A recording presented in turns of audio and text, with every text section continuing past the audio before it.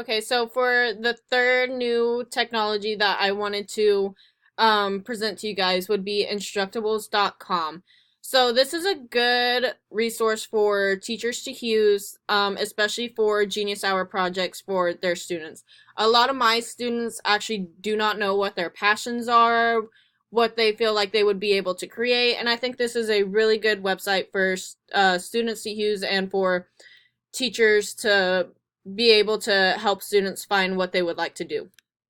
So this website actually gives you step-by-step instructions, shows you all the resources that you would need for projects to present. Our industrial teacher actually uses this website quite a bit, and I think it's really cool to use.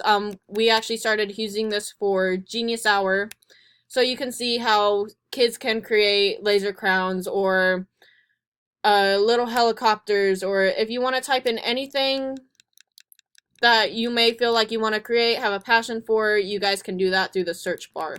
The ISTEs that I use for this website would be for 6A and 6D.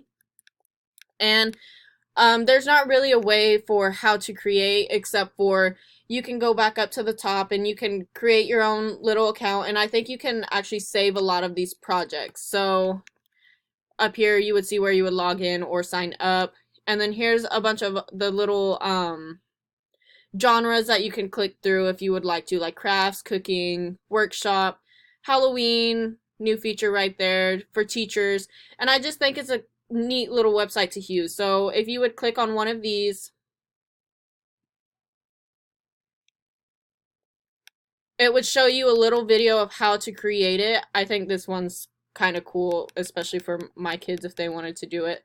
And then you would go down to the bottom, and then it would show you through the steps that you would need to do. Okay, you would also see the resources or the tools you would need, and then it just takes you through all the different steps.